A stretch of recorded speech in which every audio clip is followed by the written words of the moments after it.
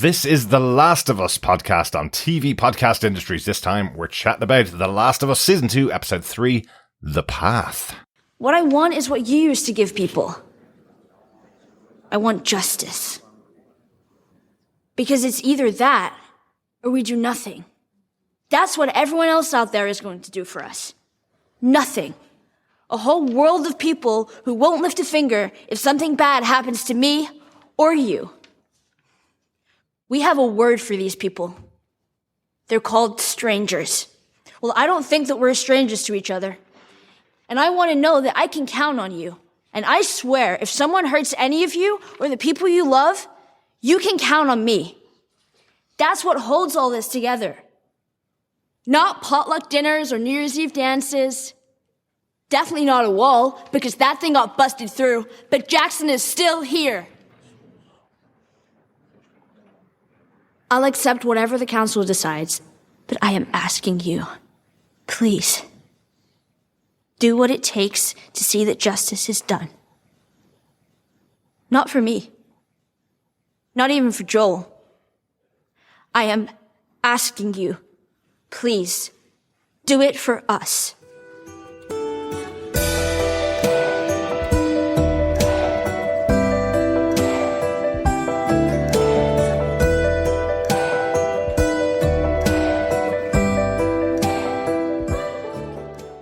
Welcome back, fellow survivors, to the Last of Us podcast on TV Podcast Industries. We're on to the third episode of Season 2, The Path. I'm one of your hosts, Derek.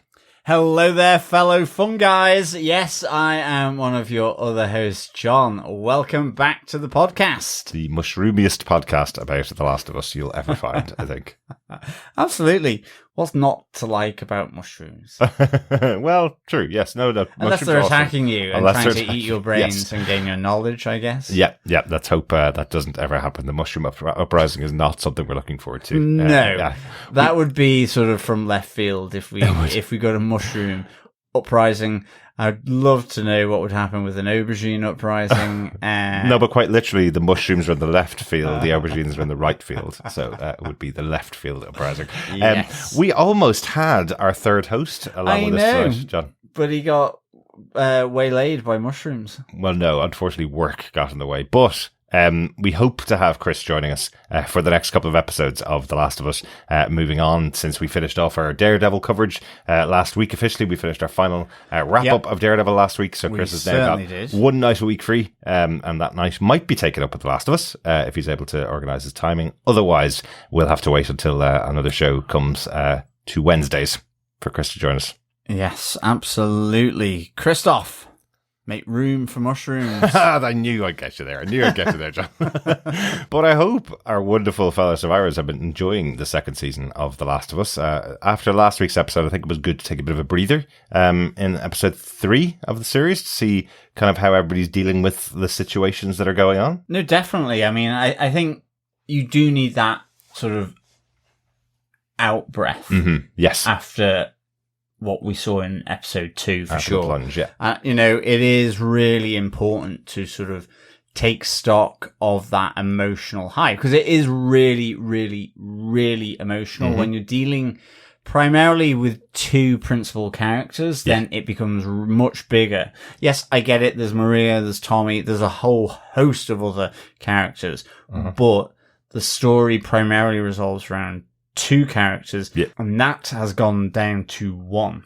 Well, the first season was around 2 characters and went down to 1. Certainly, yeah, absolutely. I think this season is really talking about the expansion to 2 very different characters and multiple characters in the show. Yeah, but what I mean is, in that, even the opening credits, if you did spot, in terms of all that mycelial sort of network opening credit, you only get 1 mushroom at the end representing Ellie. There are not 2. So I thought that was kind of interesting. And I thought it was really cool, actually, because you do realize then you're dealing with a production team that are really focused about detail. Absolutely, That, with the death of that other mushroom silhouette in the opening credits, which is Joel, he dies, they have removed it, and there's just a single one. Because I did say it as it was happening. You did? I wonder if we'll just have the one sort of fungus representing Ellie. Yeah. And you were kind of a little bit skeptical. Well, I didn't have time to be skeptical. It was like 10 seconds later it appeared on screen. But that's the kind of quality you get from HBO. It's the kind of quality you get from these writers, these production people that are behind it. We all remember how the Game of Thrones opening credits changed every week to represent what the story was going to tell you that week, which is a huge amount of work, but became really important. It became something that the fans are really excited to see every week. What area of Westeros are we going to be going and spending time in this week? With The Last of Us being a show about two characters traveling across the country in the first season and now in the second season expanding in a different way, this is the start of the new show is telling you, well, one of the characters is gone now and now Ellie's all on her own. It's being set up right there in the opening credits. So even the opening credits are feeding into the story, which I think is really cool. It's really cool. But before we get into our discussion about this episode, just want to remind you can go over to our website at tvpodcastindustries.com and subscribe to the podcast on any immune or infected podcast player if you haven't already. There's 11 years actually of TV Podcast Industries podcasts over there for you to listen to, including our coverage of season 1 of The Last of Us. You can also leave a voicemail for us over there. We'd love to hear your voice on the podcast for any of your thoughts on the shows that we cover. You can also send us emails to feedback@tvpodcastindustries.com or join us over in our Facebook group at facebook.com/groups/TV Podcast Industries, where there's a spoiler post up for every one of the episodes of the shows that we cover. I know the other thing that we're going to be covering later in the week, we're going to be going to the cinema again to cover Thunderbolts. So we'd love to hear your thoughts about the Thunderbolts if you had a chance to see that. Yeah, definitely. And the last thing to remind you of, we are continuing our World's End pub quiz for season 2 of The Last of Us. Later in this episode, we'll have a question on each podcast, and all you need to do at the end of the season is email us with your 7 correct answers to feedback@TV Podcast Industries, and you could be in with a chance of getting your hands on a copy of The Last of Us season 2 or a €50 Amazon voucher, which you can put towards The Last of Us goodies. Indeed you can. So, fellow quizzers and fellow survivors / fun guys, yes. Please get involved with the World's End pub quiz. But I think with that, let us get on to some of the episode details of The Last of Us episode 3, The Path. Derek, who gave us what, where, when, how, and why? Well, the show is, of course, based on the 2020 PlayStation game The Last of Us Part 2 by Neil Druckmann and Hayley Wiggum-Gross from game publisher Naughty Dog. You were surprised, John, that the game came out in 2020. Despite the fact that I've said the last 2 episodes, I'm not gonna hold you the coals for that. You sometimes ignore what I say. It's fine. But this is the big thing, that this game came out in a time when the world was going through a massive pandemic, and this sequel to one of the most well-known games about a realistic type of pandemic taking over the world. The sequel came out in, I think, July of that year. So a couple of months after everybody was in lockdown, they suddenly had to deal with this game about the worst case scenario of a nightmare. Well, absolutely. I think I just probably pandemic. Blocked it out of my mind, to be honest. Yeah. You kind of think of the remastered date, like 2021 or 2022, when it was remastered on PlayStation 5, maybe as the real release date. Yeah. But the show, of course, is written and executive produced by Craig Mazin and Neil Druckmann. This episode, once again, written by Craig Mazin, who wrote the first 2 episodes of the series. And this episode directed by Peter Hoar. We know Peter Hoar so well on this podcast. We've covered so much of his stuff, but particularly on The Last of Us. He directed episode 3 of last season, which has been well known as the Bill and Frank episode. I think it was nominated for lots and lots of awards, as it should have been an excellent episode of the show. But we've also talked about him here because he directed episodes of the Defenders shows. He directed episodes of Daredevil, Iron Fist, directed some of the other Marvel shows like The Runaways. Absolutely. Really Runaways, cool. Cloak and Dagger as well, which I loved. Really cool. But he also worked quite closely with Russell T Davies. He's been directing episodes of Doctor Who over the years, including 2 episodes for the brand new season of Ncuti Gatwa's Doctor, which has been excellent so far. I've absolutely loved that. But he's also directed many episodes of the Russell T Davies show It's a Sin, which won awards around the world. An excellent story about the AIDS crisis or the AIDS pandemic in the 80s. Yeah. We love Peter Hoar on this podcast, and so well done, Peter, for being involved on The Last of Us.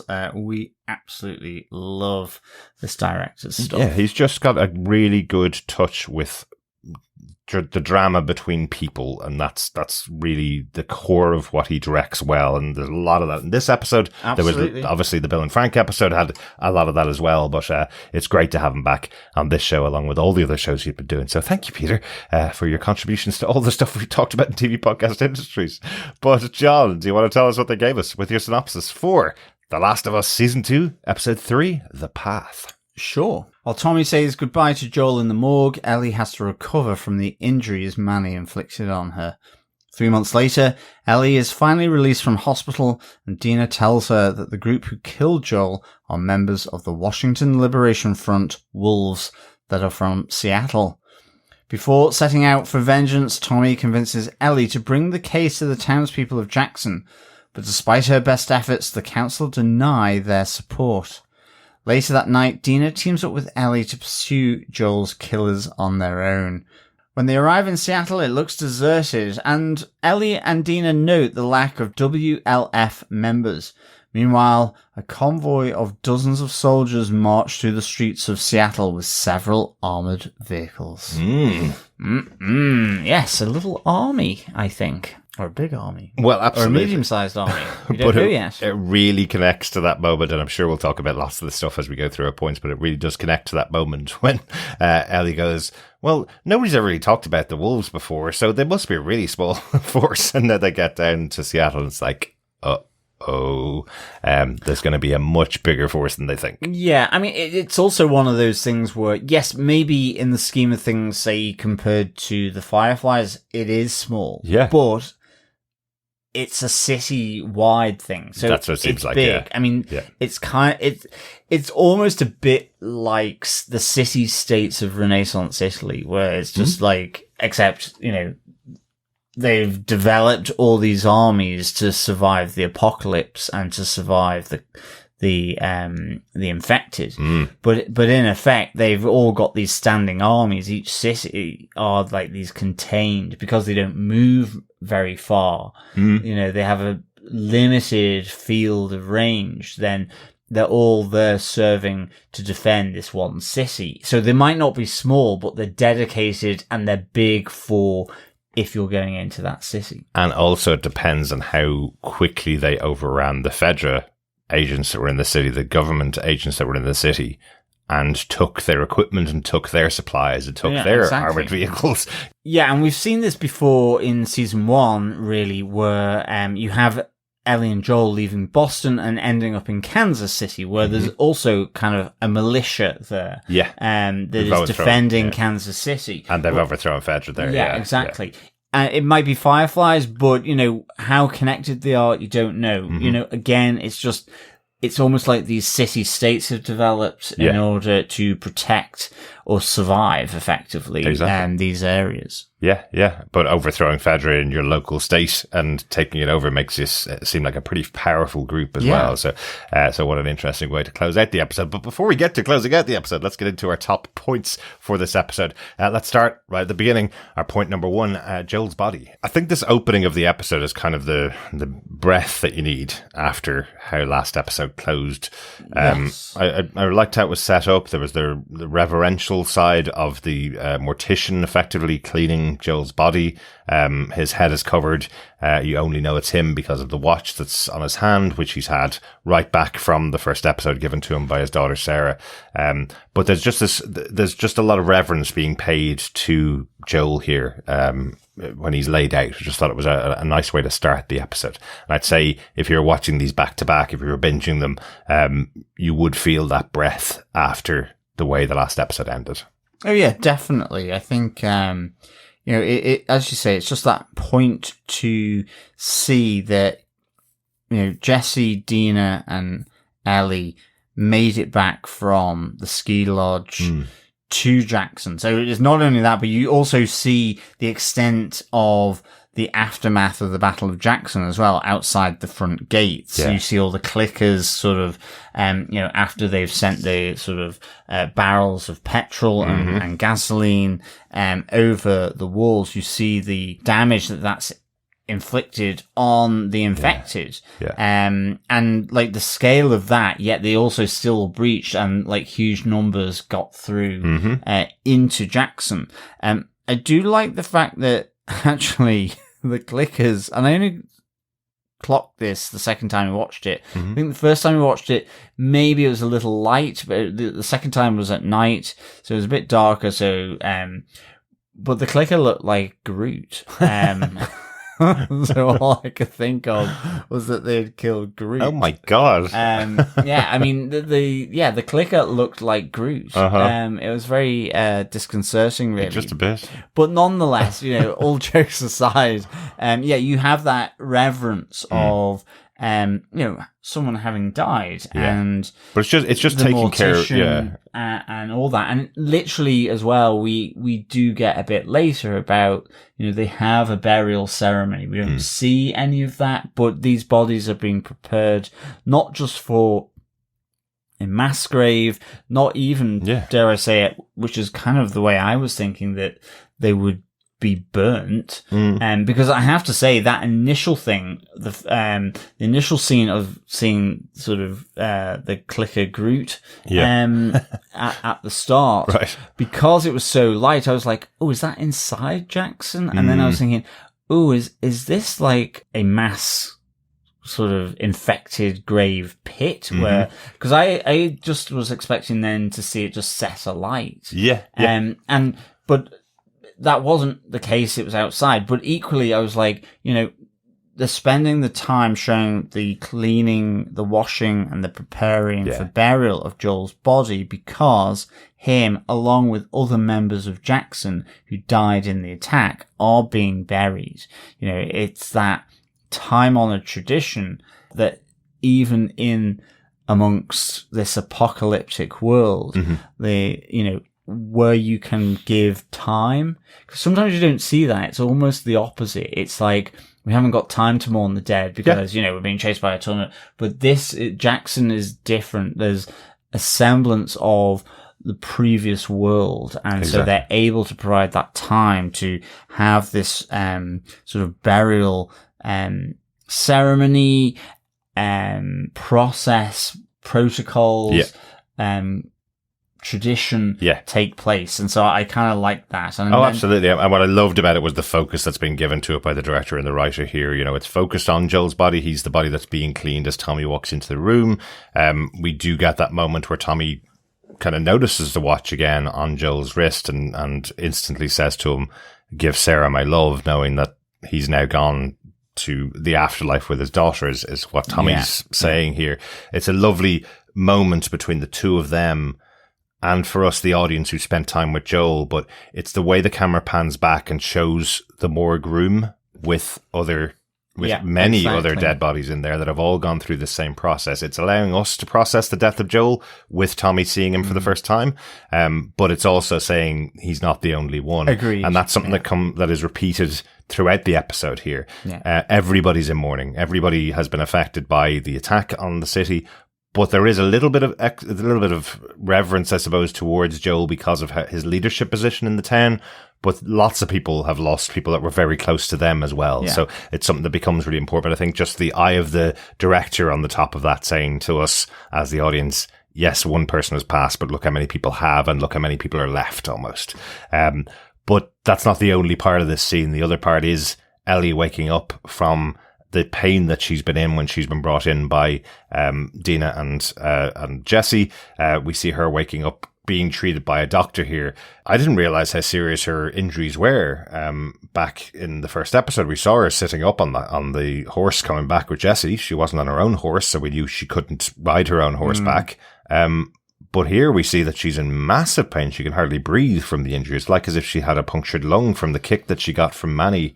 When he was broken ribs and punctured lung. Like it looks like they're draining fluid from the side. But I mean, this to me was kind of, sometimes you see that kick to the guts and you think, nothing as such comes of it. But it's like, it's with a heavy boot. It's a hard kick and it causes damage. Exactly. And this is the damage here.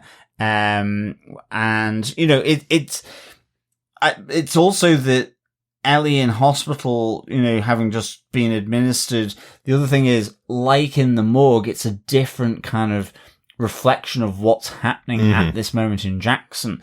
it's not just focused on Ellie. It shows you everything that those people in Jackson who happen to have the knowledge, the skills to be a doctor, a nurse, or are volunteering, are having to deal with a whole rake of different injuries. A massive triage hospital, really, for everything that's gone on, isn't it? And then you focus in on Ellie, where you see, whatever the fluid, the pressure being released from her lungs. It's just a breathing when, you can tell that she's laboured, but it's not that's causing the real pain that's inside her. We see the flash where she's seeing Joel be killed, and then it's just that primal scream that she releases at the thought that Joel's gone and that she couldn't save him and that she's here strapped up and in pain, and they have to knock her out because she just can't stop screaming at the loss that she's just experienced. No, exactly. This is the biggest emotional moment for Ellie that we've seen all the way throughout season 1. She's someone that covers up her pain with sarcasm all the time.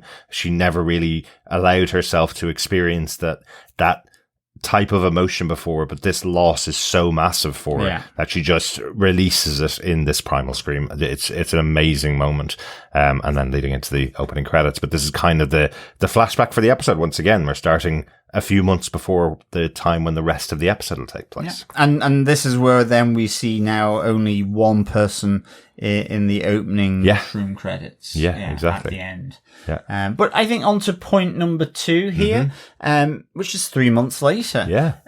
We have Ellie getting checked out of the hospital. She seems to be able to give a good old puff into that lung capacity tester thing that I always remember from the GP. Oh yeah. Don't know what it's called, but he gives a 3-letter acronym for it, and I just didn't take it down. And then I do like the fact then that we get Gale. Yes, we do. I'm really pleased we just got this little moment back with Gale in this episode, because I was thinking that we were only going to get that moment between her and Joel, and a bit of we see her at the New Year's Eve dance and with all the commotion. We do see her again here as well at the town council. I'm really glad we got a bit more of Catherine O'Hara here. And in particular, you have actually, Gale's sarcasm marries really nicely with Ellie's kind of, pop therapy here, or playing along with Gale's questions. Yeah, they're both just being sarcastic at each other, and they both know, I think, Ellie's saying all the right things that she probably read, herself in a psychology book at some point, and Gale knows the game that Ellie's playing. Of course she does. She's had people like this throughout her entire career. I love the line that she says where she's like, how would I get any alcohol or weed if everybody was as healthy as you are, Ellie? It's like, I know what the game you're playing, but I think you're good enough. You've had enough time now. Agreed. But I also like the moment she kind of slightly puts Ellie off kilter, where she asks her about Joel's argument and informs Ellie about what he said to her in their last therapy session. You can see that touches something, but then she soon recovers to hide it. And I think this is the great thing about the acting here, is just you really spot that just purely through the nuance of Bella Ramsey's performance. They're so good in this role. Just Bella Ramsey commits to the character so well, and just little nuances in the performance throughout the show, but particularly in an episode that hangs on Ellie like this does. Oh yeah, they're excellent. Yeah, so good. So well done. It's so well observed. And it's, as you say, around Peter Hall's kind of real knack of focusing in on this interaction between two very strong people. Yeah.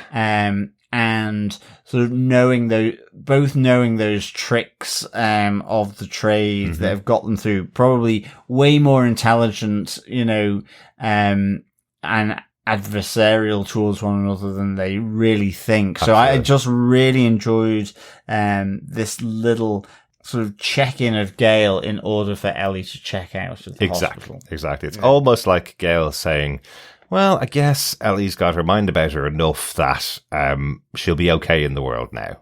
Yes. That's about as far as I can get. I know Ellie's traumatized, but she can get out of here and leave the hospital, I think is about as far as Gail gets.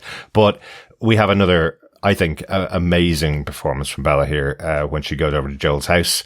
Well, her house. Well, yes, no, she has moved out of the house, which is the moment where garage. she walks into where she walks into her old bedroom, and it looks like her 14, 15-year-old bedroom, yes, which is different from the place that we've seen Ellie live in the first couple of episodes. But there's just so much emotion in the character walking into the former home she lived in with Joel. Yeah. I absolutely loved it. There's just the breakdown when she sees the coat that Joel wore, well, pretty much throughout season 1, all the time that she spent with him over the year when they were traveling together to eventually get to Jackson. The breakdown just at seeing that one item of clothing, it's so realistic and so I've lost a lot of people over my life. There is that moment when you see an item of clothing that just spurs those feelings inside you, and Joel was so important to Ellie. And this overwhelming emotion that she's feeling at his loss is just perfectly played by Bella. And interrupted by Dina downstairs. And I was kind of going, God, if Dina just hadn't arrived, you would actually have Ellie being able to experience and sit in that emotion for a minute, which we all need. Yeah. We all need to mourn the loss of a loved one and have that time to do it. And it feels like Ellie's going from place to place with this revenge in her mind, with this anger behind her. And maybe if she had been able to release the emotion here, she wouldn't be as cocky as she is going off later on in the episode. I don't know, but it feels like she just needed another couple of minutes to be in that moment of mourning. Yeah, exactly. I mean, yeah. I think, it's great now to get Dina's arrival here. And yeah. I think, I love the fact she comes with cookies. I love the fact that they're a peace offering, and kind of you see Ellie saying, what's that about? And it's ultimately that, in the hospital, Ellie had been asking about information that Dina remembered, and she didn't say anything because she wanted to let Ellie recover, because if she had told her what she knew, out would come all the tubes and it would be pandemonium, basically. Yeah. But she even explains it like, I could see you pulling the tubes out of your wrists with your teeth and crawling along the ground to get after the people.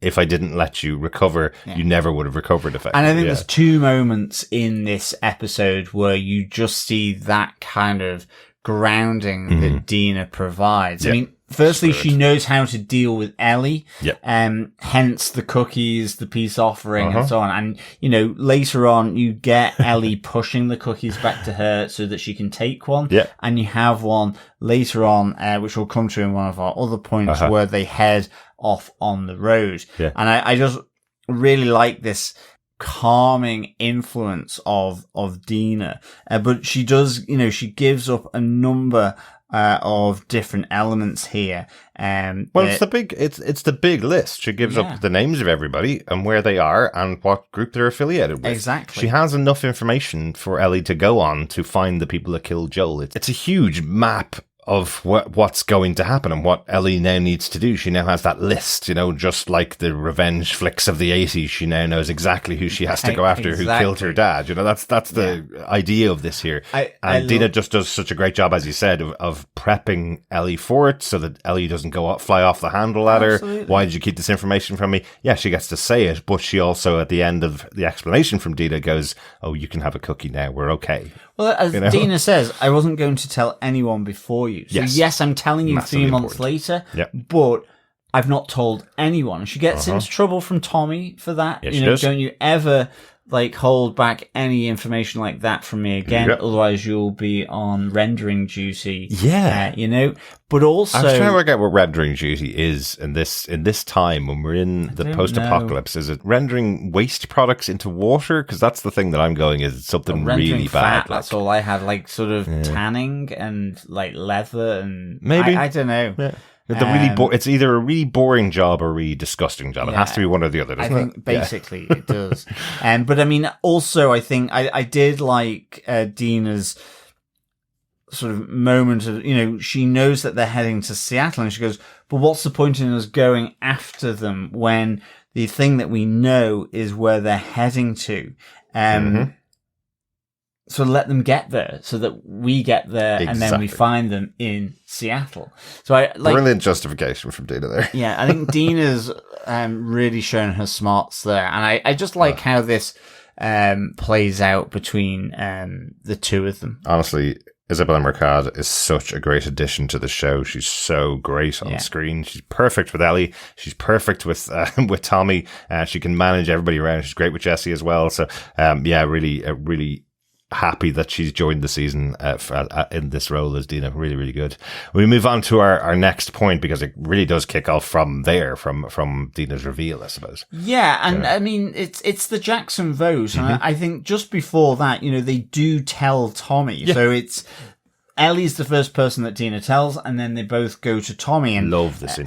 It is really good, isn't it? Because I like how this kind of ebbs and flows throughout. It's like, as he says, I'm not saying you shouldn't do this, but we have to do it properly. This has got to go to town council and everyone has got to have a say in whether we go. And actually, you realize the brutality a bit of it, even though there's talk of justice. When Maria says to go after the people that killed Joel in order to execute them. Like, it's not a half measure. A group of 16 people going after them to find them and execute them for the murder of Joel. It's not a half measure. Oh, absolutely not. So I like that Tommy kind of stands his ground here. And, you see Ellie, she kind of doesn't quite understand Tommy's reluctance. It's almost like she wants him to be gung-ho, like she has in her mind. And I like the way he says, don't make it out as though I didn't know him. He was my brother. I absolutely. Again, Gabriel Luna is such a great actor. He's someone that I really want to see more of in the show. I want to see so much more of him in The Last of Us. But even these little moments that he gets, which show his power. But it's not just a line. It's more than that. It's that Ellie's going, why don't you follow me like Joel would? Why don't you go after me like Joel would go after the people that murdered me? Tommy's saying, I wouldn't do that because that's not me. I'm not Joel. But also, don't tell me I don't know my brother. Every time we've lost someone in the past, Joel took it on board himself. It was a pain on his back. He didn't go out for revenge on someone that had already been lost, effectively. That's what they say. He never went after the people that killed the people they lost. He just took it as a pain that it was his fault that he lost them. And that's not what Ellie's doing here. Ellie's not taking that pain on board that she's the one that got Joel killed. She's saying she wants to make the people pay that killed Joel, and Tommy's going, that's not something he'll do. He's wanting it to go through the process of Jackson. Yeah. And there's a really I think it's a really good thing that comes from it, because I think the whole council meeting is really important. It is, and there's also just one little touch that I love that they included in the episode, because I know, John, myself and you watched The House of Cards when it was on Netflix, their first show that was on, all about the machinations behind the scenes of Washington, where, if you want to vote, you have to scratch this guy's back, and you have to talk to this guy, and have to talk to this woman, and get their votes before the vote. And there's a great moment here where Ellie tries to do that with Jesse, where she gets Jesse over to teach her and do some training with him and show him how strong she is so that she can get an idea of what way he's going to vote. And Jesse pushes back against her and goes, you're not going to learn what way I'm going to vote in advance of the vote. We don't do that here in Jackson. I just think it's really interesting that she's trying to use some manipulation on Jesse. Yeah. But it's me. We're best friends. We're really close together. I just want to know what way you're going to vote. That's Ellie's perspective. And Jesse looks at her and goes, write down everything you want to say, because if you go in there and speak in anger, they're going to vote against you, because nobody is going to vote with anger in Jackson. So he gives her some advice. Yeah, no one's going to vote for anger. And that's it. It's a really good moment. I think it's... Love Jesse. Yeah. It shows a really nice element of Jackson around, hearing everyone's voice. And I that's really important. It's funny. We have the guy sort of waffling on about we should be, corn, whilst it's difficult to sort of grow, it grows well and it produces a lot. And in the end, it's like Maria's just like, right, no, hang on a second. We'll move on to the next point, which is why everyone's here, which is the proposal that we send 16 people out to, find these people and execute them. But it's like, Scott, look, the whole point of you getting an opportunity to talk here is that you talk about this. Oh, I have no real opinion on the Seattle thing, but the point is that everybody has a chance to speak about this particular issue. And if you look at the sheet that's in front of Maria, there's about 15 people that have gone before Scott as well. And there's another 4 or 5. And then eventually it's going to get to Ellie, who's going to be able to stand up and make her case. But everybody has an opinion about this. And Scott is taking the opportunity to talk about crops. No, absolutely. And I mean, I just like how it progressed. You had Rachel, who was talking about, she lost her own husband, lots of people that were lost. And, there's a need for sort of regrouping, building back up the strength. And like, we know you're hurt, but we're too hurt too soon. That's what she says. Mm-hmm. You then move on to Carlisle, who's like, no, we need to forgive and be forgiven. There needs to be mercy here. And this is then where you get Seth intervening, who opposes that, saying, you're acting like children, you're acting like victims in a sense. We need to make them pay, so that nothing like this happens again. Otherwise, what happens? And then you have Ellie, who sort of reads out her thoughts. She has taken Jesse's advice on board here, which I thought was kind of interesting. Absolutely. And I loved the fact that the biggest supporter was Seth, the guy beforehand. He's the guy that threw the homophobic slur at the two of them at the New Year's party. But it's also the fact that he's the one that does speak in anger. He says everything, I think, that Ellie probably would have said if she hadn't taken Jesse's advice and hadn't written it down. It's like, what the hell is wrong with you people? Somebody attacked us. Somebody killed Joel. We need to pay them back, or else we need to go out and take revenge on them, or they're going to come back again. They know we're weak now because they got to Joel. That's what Seth says. But Ellie takes a really good stance on it, going, well, you know what? If you lose someone that you love, I will be there to defend them. I've lost someone that I love. We need to stand up for each other, or else we're nothing. And she also brings it back to possibly, quite an old school thought, or, pre-infected, the notion of courts and that we have justice. Now, and it's partly why I was taken aback, and maybe this is a difference in sort of concepts of justice about then when Maria kind of reiterated, is send these people out in order to regret them and execute them. So that's justice rather than necessarily. Because, of course, the interesting thing about all of this is that only Ellie has the strongest suspicion as to why Abby and her group did what they did. Yes, absolutely. And after Abby, it's Gail who has some idea that something happened between these two based on the therapy. No one else has any notion as to the causes for this attack on Joel, except for Tommy. And so this is the interesting dynamic at play. As the audience, we're armed with that information, that knowledge, yet we're seeing a discussion played out in all good faith.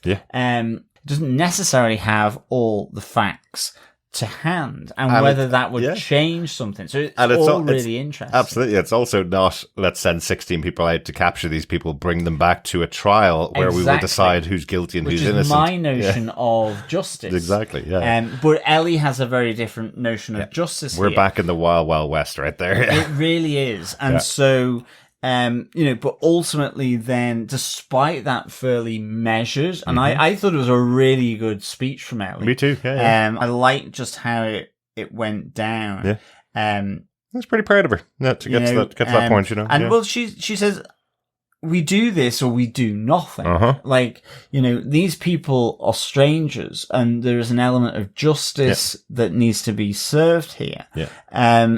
Do we want to be left in a world of people that do nothing for us and we do nothing for each other? It feels like a strong speech, and it does feel like a moment when Ellie's going to get her way, that maybe not 16 people, maybe they'll go, well, we can't spare 16, we can spare 4, something like that. But it turns out that it's an overwhelming majority that says no. It's 8-3. It's 8-3, like a massive. Also, you're looking at the group around a group of the council and going, okay, well, we know Maria, we know Jesse, we know Tommy. Are those the 3 votes? Or did one of those people vote against and somebody else voted for? You know, did Maria and Tommy and Jesse go on the side of Ellie, or did one of them say no? One of them say maybe this is not the way to do it. It wouldn't surprise me if that's something that we learn later, that one of them voted against Ellie being involved or sending 16 people out to murder other people. You know, in the eye for an eye way. But I really loved it. Again, it's more color to add to this world of The Last of Us, and something that we probably didn't see much of in the game, because you're trying to play a game, you're trying to get back to being in control of a character. So sitting in a room listening to speech is probably not something that they would have had time for in the game very often. So it's really good color to add what happened here at the Jackson vote. I think we need to move on to our 4th point, though. Yes, it's another moment with Gale, but this time with Tommy. Yeah. As he visits her, watching a baseball match and sharing a beer with her that she's also gotten from her therapy.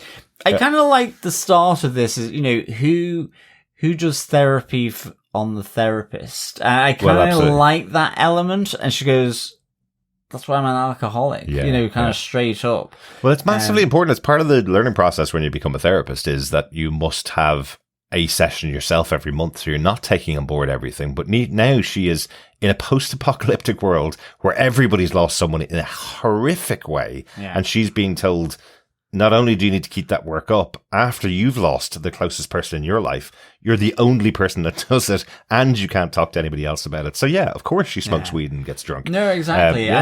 But I liked how Tommy came, trying to pretend it was about something else. Gale kind of sees through it, and I just want to see if you're okay. Yeah, and Tommy kind of comes clean with, you just see things that others don't. Yeah. And he doesn't want Ellie to lash out like Joel would have done. Yeah.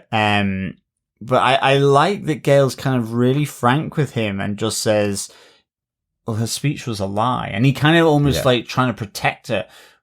But liar is a very different thing from a liar. Yeah. And she's like, Ellie's a liar. She will tell an untruth to get what she wants. That's what she does. It's just, I think it's such a great interaction between these two characters when Gale's effectively telling Tommy, yes, I know you want to take the place of your brother, protect Ellie just like he did in the past, and you're trying to guide her in the best way to live in the future. And she kind of goes, well, you probably can't do that, because the reason why Joel was able to have that relationship with Ellie is because the two of them walked the same path from the start. It wasn't the nurturing that Joel gave Ellie that created her into the person she is today. It's that the two of them were always on the same path, and the two of them bonded because of that. Not because he gave her the best guidance in the world, but because the two of them were probably peas in a pod. Birds of a feather, peas in a pod. Exactly. They walked side by side from the start, I think is her version of it. Yeah, she says nurture only will get you so far, maybe 20%. The rest of it is nature. Yeah. And she says, she came to this on her own. That's her thought. Yeah. And she was walking side by side with Joel, as you say. And she says, some people can't be saved. Yeah. It is in their nature to be a liar, self-destructive, whatever. And this is the truth that is being given by Gale to Tommy about the nature of Ellie. Yeah. Can she save herself? Because other people can't, and Joel wasn't able to. Exactly. And we've seen this with the fact that she knows she's immune, and so from a physical point of view, putting herself into danger because of her, that's what she goes, she runs into the burning building. Yeah. You can either be the arsonist or you can be the fireman, or you can be the fire brigade of some, it's one or the other. Exactly. Or you can be the people trapped in the building burning. I guess the arsonist would be running out actually rather than running in. But you're either the fire starter or the fire extinguisher. There you go. Yeah. But I really enjoyed this conversation between Tommy and Gale because it just felt so frank. It felt like the therapy session with Joel that was had Yeah. in the earlier episode. Absolutely. And it also just shone that light a bit more onto Ellie as a person, because that's the thing. You know, you see the grown-up and the teenager, and you go, well, the grown-up is protecting the teenager, but actually, you know, they're, as you say, peas in a pod. They're there, they're together, they're working together. They've got this relationship for a reason, not, you know, whether it's that they accept the foibles, the weaknesses, the negatives, or whatever, more readily than others. And I'm sure we talked about it in season 1 of the show as well, but Gail repeats what Joel said to her when she's talking to Ellie earlier on in the episode. Joel said he saved Ellie, and that's what caused the problem. That's what's caused the estrangement between the two of them. But what we probably mentioned in season 1 was Ellie saved Joel, because after the death of his daughter, he was never the same again until Ellie broke down all of those barriers and made her someone worth saving to Joel almost. So that's kind of the big difference. Tommy just can't walk in there and go, well, I'm Joel's brother, and you know, you had such a good relationship with him, why don't you have it with me? I'll tell you what to do, because that's never been Ellie. Ellie had the relationship with Joel because she saved him first, and then Joel couldn't possibly live in a world without her. It's the moment, the moments aligned, you know? Exactly. It aligned. And there were not just the moment, not just the situation, but it was also, there was that similarity as well. Exactly. I love the addition of this character to the show. She's just added so much, and you know, in the hands of Catherine Hart, are fantastic. Really good. Just one tiny thing I wanted to mention about the start of the scene when she's watching the Little League team with a beer in her hand, absolutely loving it, cheering them on. Tommy walks over to her and is like, "Oh, I didn't know you like baseball." And she's like, "Yeah, this is my team that I used to follow before the apocalypse. They're about as good as this Little League team." As the boy who's doing his run to first base falls over on his face. They're about as good as, that's the team that I used to support before the apocalypse. As a Carolina Panthers fan from American football, I totally understand that feeling, Gail. That's about the level of my team. A different sport, but still, I understand. We move on to our final point, John. Point number 5. On the road again. This time off to Seattle. Indeed. Yes. The setup of this, that no matter what the Jackson vote had said, Ellie is going to be going off on the trip to Seattle. She knows where her targets are. The fact that Dina arrives at the door, is banging on the door on her own, knowing that Ellie is packing up to go. And as you mentioned a little bit earlier on, John, Dina's there because she knows Ellie will go off half-cocked with a bag full of guns and one shirt, and that's it. I loved this. It was like, well, what route are you going? What kind of northwest? Do you have any medical supplies? Like, literally, Ellie has like a tin of beans and a lot of weaponry. And she goes, you're going in effectively like Converse. No chucks. You need boots. We travel smart. We travel light. We can be at the East Gate for 3 a.m. I've gotten the route planned, you know, effectively Dina helping Ellie to prep, and going along with her to support, and we'll go out 3 a.m. in the East Gate between the different sort of guard shifts, and patrols that are happening to keep the Jackson safe. I like the fact then that you have Seth back here, helping with the provisions. And in fact, which is such a great line, given the history actually that they've developed between Seth and Ellie in just literally such a short period of time, that he goes, "I'd come with you, except I caught friendly fire on New Year's Day, the Battle of Jackson." And like Ellie going, "Are you sure it was friendly?" Did somebody take the opportunity of the infected overrunning the city to give you a shot? Exactly. It's so good. I really liked it, but importantly, I will have to give credit to Ellie. Eventually, she does stretch out her hand, does shake Seth's hand after all the things he's done here and all the standing up that he's done, truly proving that he's apologized now. You know, we had a discussion, I think off air actually, I don't think we included it in the podcast, but we had a discussion that Ellie was under absolutely no obligation, in my perspective anyway, that she was under no obligation to accept the apology of Seth after what he said to her on at the New Year's party, just because somebody, Maria in this case, had set up Seth to apologize to Ellie. It's not about the words that anybody says to Ellie. It's about the actions that they make. And that's why she chose this moment to accept his apology and understand that he didn't mean to go as far as he went, let's say, on New Year's, or regretted what he did on New Year's. That's what matters to Ellie. Those earlier moments when he said, "Oh, I'm sorry what I said last night. I was a bit drunk."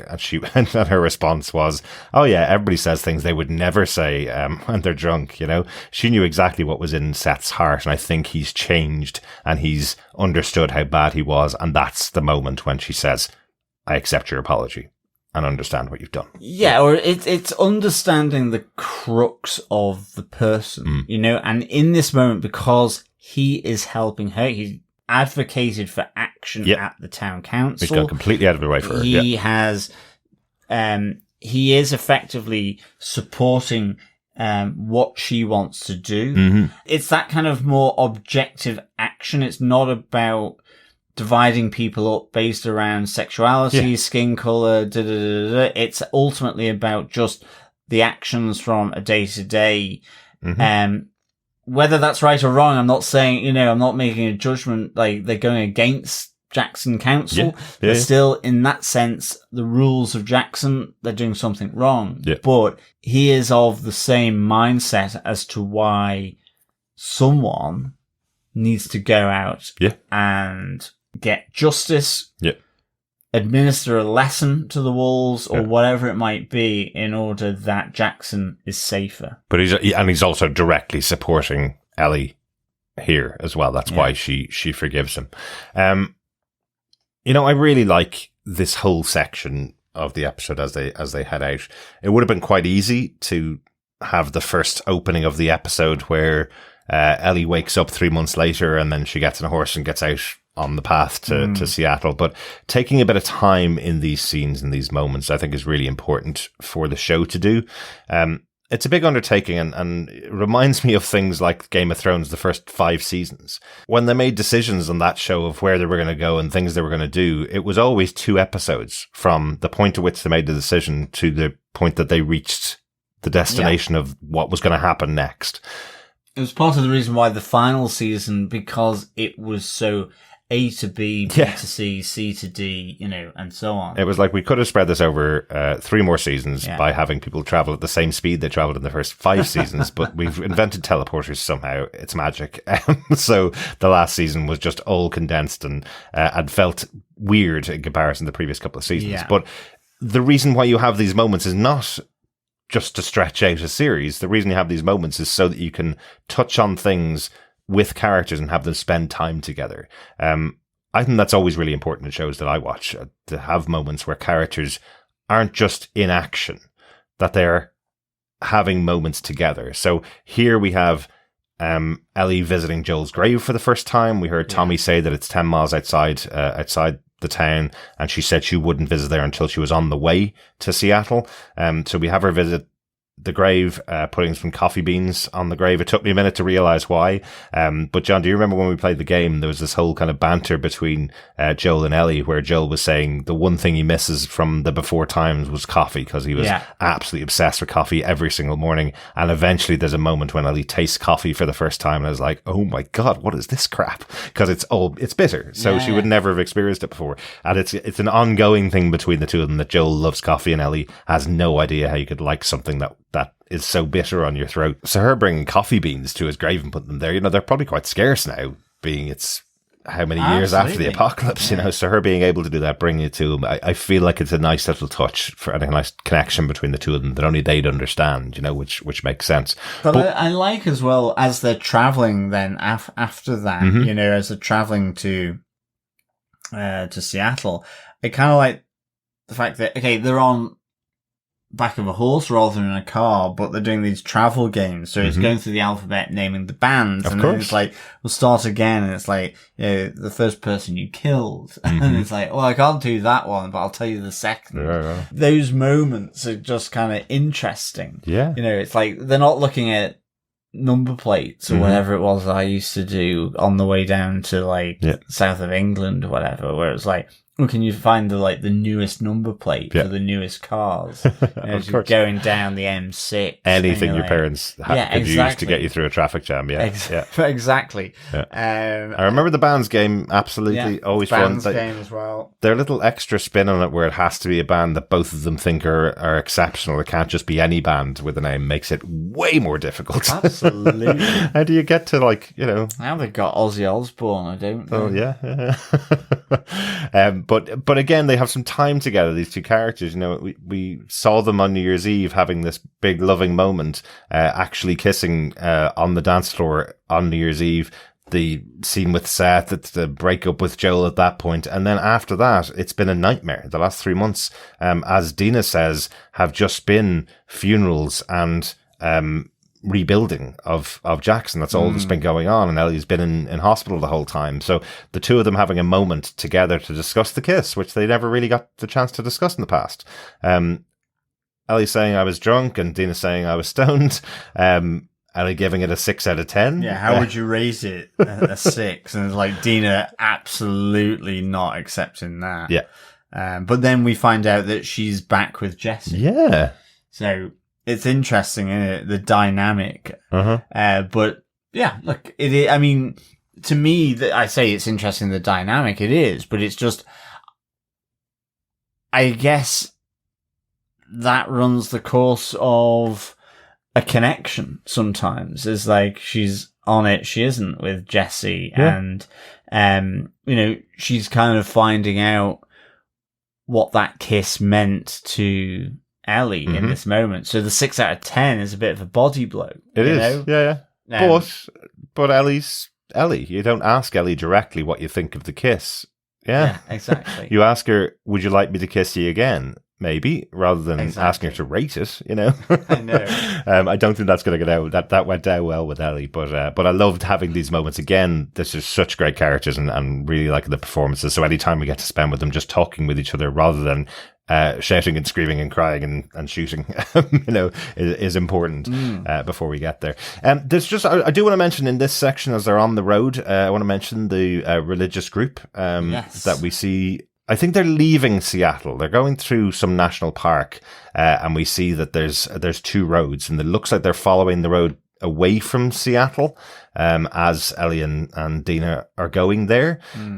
But just because there's some interesting discussions that are going on there, this is a religious group in the game. Can we say the name of them, John? They're not named in the show. Seraphites. They're the Seraphites, who have a prophet that has set up their society, and they follow the teachings of a prophet. But I like the conversation that's going on between the father and daughter, where she's saying, can we not just trust in the prophet to protect us from this? He's going, the prophet's not magic. The prophet just gave us some instructions and things that allow us to build our new society. But the Seraphites believe in those teachings, but not in any kind of magic that will guide them. They need to protect themselves. They have to save themselves. And we hear that they communicate using whistles to give them each guidance of what's going on around them, I suppose. So we have that moment when one of the Seraphites calls out that they all need to hide because there's wolves coming. So this comes almost directly on the back of Dina and Ellie's conversation about the wolves, that nobody's mentioned them before. So there must be a small group. It'll be fine. The Washington Liberation Front, they may have even broken up because they must be tiny since nobody's talking about them. And here we have this group of Seraphites that are so terrified by the arrival of the wolves that they all hide in the forest. And later, Dina and Ellie come across the bodies of that entire group. They've all been slaughtered by potentially the wolves. Yeah. I mean, so I kind of really enjoyed how this kind of bookended in, because I you have them hiding. You kind of introduce this little kid, Constance, who's asking the questions about their religion, their culture, their lifestyle.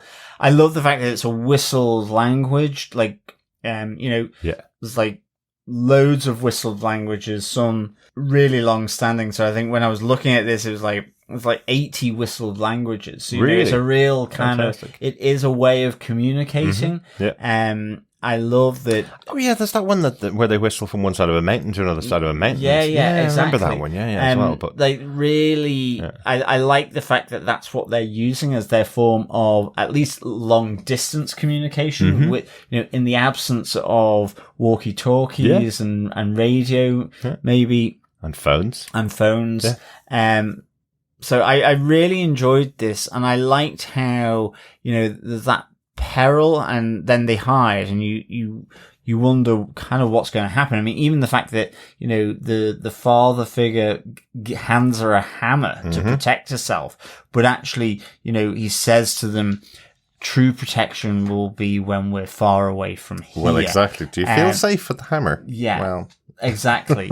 And I really kind of liked how, on the other side of that bookend, it's the reaction of Ellie and Dina seeing this massacre that's happened, and seeing Dina throw up after having seen that, and Ellie going in to check it out, and you see Constance, the dead young girl, and them asking that question. Well, if this was the WLF, like, they're killing kids. Exactly. Now, we don't know at this stage within the show about the Seraphites either. Yeah. Highly religious, possibly cult-like. So I think because of everybody having the shaved heads and everybody having the marks on their face that are cut into them, including Constance, a young kid, they all have the same markings, and they all dress the same way. All the women have braids, all the men have shaved heads. So that they are one specific group. So if the wolves come across them, they can easily identify that they are part of that group, right? Yeah. But it is interesting that they are so terrified of the wolves here after Ellie and Dina thinking that this is just a tiny group. It's probably only 10 or 20 people, and we already have met 5 of them. It's kind of what seems to be going on in Dina and Ellie's head when they're making their plan or not, to go after Abby and her group, Yeah, exactly. But they're considerably bigger, it seems. Well, and we see this later when they arrive in Seattle. I love that kind of vista. That to me looks straight out of the game with the sort of freeway coming into Seattle. I love seeing that, you see that iconic tower in Seattle, sort of decayed and not really a standout feature of the cityscape. It's more of the sort of the main sort of central business district of Seattle. But you look at the spinning restaurant or the tower restaurant. It's something like that, But it's where Manny is positioned, the only member of Abby's team that we see here. Well, that's it. So it looks Manny, empty. It's feeding into this thing that, well, maybe there's not that many people. It looks empty, but then in another area of the city, you have Manny directing people on the ground as to where they can maneuver to, and you see that this maneuvering is like, full up. Well, it's a tank, it's armored vehicles, as well as foot soldiers, heavily armed. So all with the WLF everywhere. I mean, this might be some part of the WLF. Could be. To an extent. Yeah. It could be moving the entire battalion from one side of the city to the other. Could be. But again, it's to the point that for Seattle, this is a major force. And certainly bigger than Ellie and Dina have the guns enough for. Exactly. There's totally 2 of them. And also that, if they were able to, and again, Jackson is saved by the fact that it's so far away, they can't drive there because there's the supply of diesel or gas or whatever, so I like this kind of foreboding that maybe they've misjudged and the situation here with the WLF. Yeah, absolutely. A nice little closer for the episode, and again, good to have a member of Abby's group back in their position. So we know now, if Manny's back there, well, I guess all the rest of Abby's group are back in Seattle. So Dina had the right idea to wait till they got back home. Yeah, indeed. Yeah. Good stuff. Well, I think that's everything. Any notes, Derek? Just one note to mention that Eugene was brought up once again. Eugene was the one that knew the WLF. It's just because he's been mentioned in the first 3 episodes, and this new character of Gail, the psychologist or psychotherapist, is his wife. So we will be seeing the character of Eugene later on in the season. We know that for definite, but just interesting to keeping the name in our head. I'm looking forward to seeing why they've dedicated to an episode to Eugene in a 7-episode series, and we're already at episode 3. So I wonder why his character is so important. Yeah, no, it is really intriguing. Yeah. Anything else from you, John? Any notes? Anything else we haven't talked about? No, nothing from me. Excellent. So overall then, what do you think of the episode? What's your overall final thoughts? Yeah, I really, really enjoyed this. I would give this 5 clicker Groots out of 5. 5 clicker Groots. I am infected. Yeah, exactly. I just really like the interpersonal dynamics here on this episode. It provided a breath from the action of episode 2. It reconnected us with that characterization. It really brought in, again, it's one of the intriguing things, this notion of justice for something that equally is what Abby is striving for. It's the same side of 2 different sides of the coin, in a sense. And when you have that, it is the inability to square the circle because, no, I'm right. No, I'm right. I'm looking for justice. Well, I'm looking for justice. Absolutely. And it's back and forth. And in the end, it is that mess. It's the spiral of violence just goes on forever. Exactly. Yep. I need this. No, well, I want that. No, I feel so. In the end, it's just this spiral of like dreadfulness that can result, and it's misjudging. It's all, and I think it's really important to kind of put that across. And I think you have Gail questioning Ellie to Tommy, and I think that's really important to do. I like that the show does that. Yeah. Yes, her quest for justice disguised, her quest for vengeance disguised as justice, as Gail, identifies, it is that. But whether it's wrong is another matter.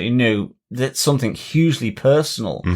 It's to the point of the conversation, that Gail had in the hospital with her. And that, well, he said this to me. Do you know what that means? And she says, well, she's not willing to go there. Yeah. It is all bottled up. Absolutely. And I think she even says, I wish I could have let him off the hook for the thing that he felt he wronged me, but maybe I should let myself off the hook for not allowing him off the hook before he died. Exactly. Using her pop psychology to get herself out of that situation. But absolutely, it's so important that Ellie knows her own mind and knows how everybody else is trying to attack her vengeance story, I suppose. And I think this episode did such a good job with that. Even her taking Jesse's advice, is that because that was a calculated measure in order to get the result that she wanted, for example. She's a liar, yes. I love the fact that we got introduced in quite a brief way, the Seraphites. Again, I think generally the interpersonal sort of development between characters here is so good and really a nice beat coming off of the sort of more action orientated second episode. Absolutely. And the consequences of that. Yeah. So for me, 5 clicker Groots out of 5. Fantastic. I am infected. Excellent. Derek, what about yourself? For episode 3, The Path. Yeah, I love this episode. I thought it was really, really good. And I think this is why I like the story of The Last of Us and how they're translating it to the TV show.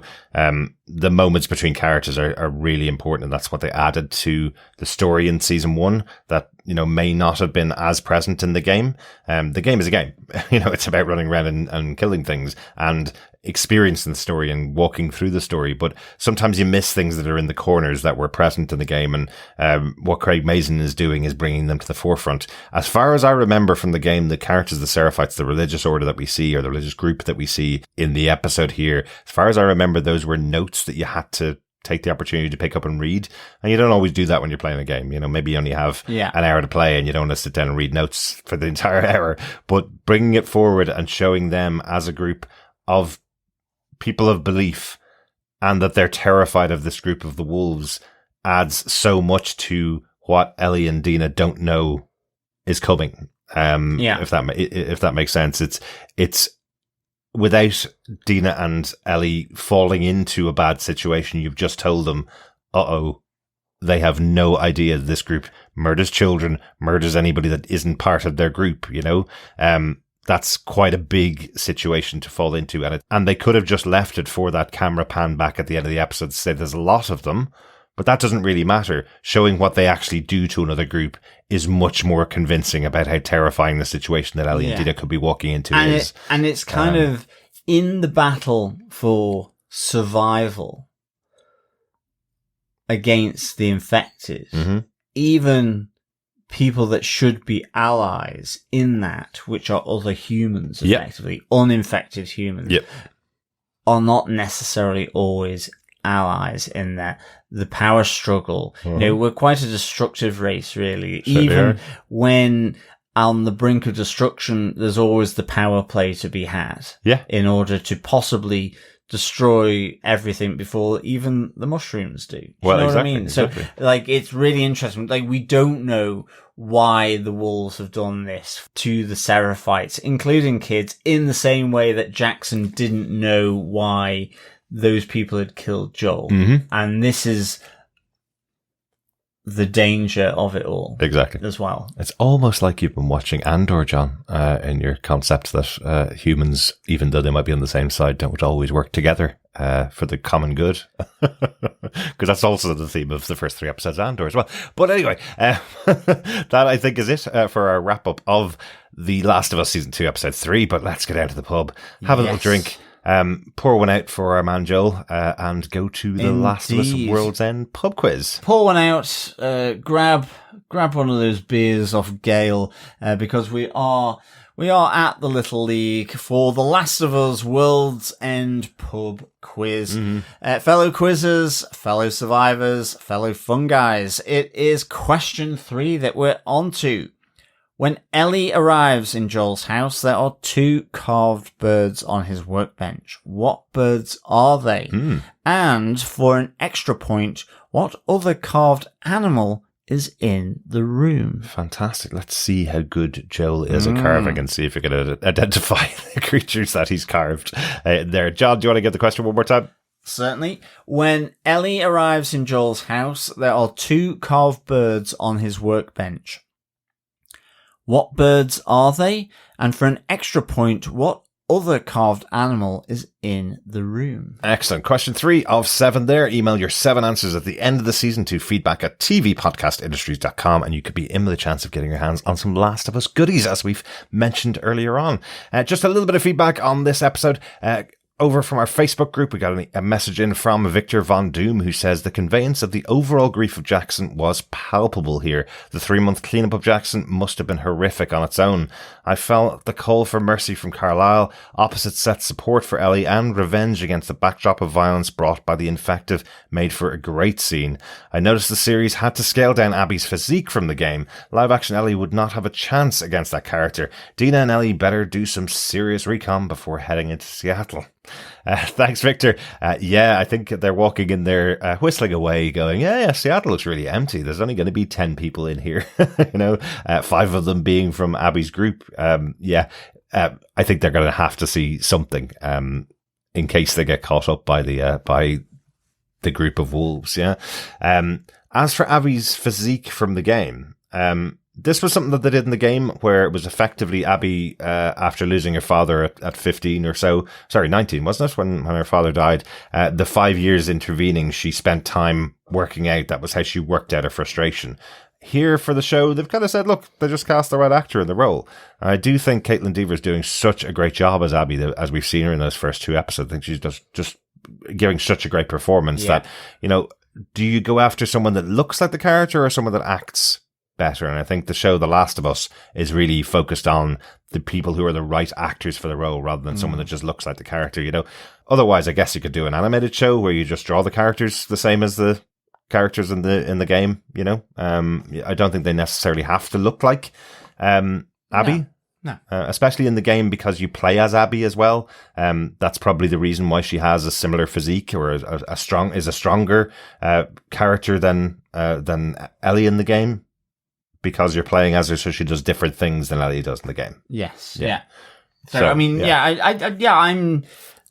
It doesn't bother me either way. I think as long as they nail the character, I think they can be petite and strong, even physically. Absolutely. You know, I don't think you need to just be muscle bag. So I think there is a strength there with Abby. Yeah. And also Ellie got taken out pretty quickly walking into that room, so she's going to have to be very careful. Yeah. And I think to Victor, you know, serious recon is required by Dina and Ellie before they head into Seattle. I kind of agree. I think that town council thing is a real important scene for Jackson, for Ellie, for people associated with her, like Tommy and Dina, who are all there, you know, listening to Rachel, Carlisle, Seth, as well as Ellie, and hearing the decision. And despite that Ellie ignores it. So, you know, again, it's a really important character point here. And I think that is sort of, you know, that's just highlighted by the conversation that Gail and Tommy have at the Little League as well. Exactly. So, yeah, really good stuff. Thanks, Victor. Absolutely. Thanks, Victor, so much. We do want to hear all of your thoughts on The Last of Us Season 2. We'd love to get your emails into feedback@tvpodcastindustries.com or pop it over to our Facebook group at facebook.com/groups/tvpodcastindustries to leave your thoughts on the spoiler posts over there. As we mentioned later on this week, we'll be going back to the cinema for the MCU to watch Thunderbolts. Is it a hashtag or is it an asterisk, John? It's an asterisk, isn't it? Yeah. Thunderbolts asterisks coming out, and we will find out what that asterisk means after watching the cinema, I think. I guess so. Yeah. But yeah, we'll see. I'm not convinced. Not convinced by the asterisks. Apparently, there's a massive confusion because one of the cinema chains had an asterisk with 6 points on it, and another cinema chain had an asterisk of 5 points on it. So no. They tried to tie it in with the asterisks in the Thunderbolts, and somebody got it wrong. Nobody knows why. Oh, okay, grand. But there you go. We also just finished our coverage of Daredevil Born Again. You can go and listen to that over on tvpodcastindustries.com. Yes, and our roundup of the pub quiz over there as well. Exactly. But that's it for our coverage of The Last of Us Season 2, Episode 3. We'll be back next week for the 4th episode of The Last of Us. Can't wait to see how the story continues over there. Thanks so much for joining us. We'll talk to you again next time. Yes, thanks so much, fellow survivors, for joining us for this discussion of The Last of Us Season 2. Remember, until then, keep watching, keep listening, and of course, keep surviving. This was brought to you by the Irish Mushroom Board. Bye. Bye.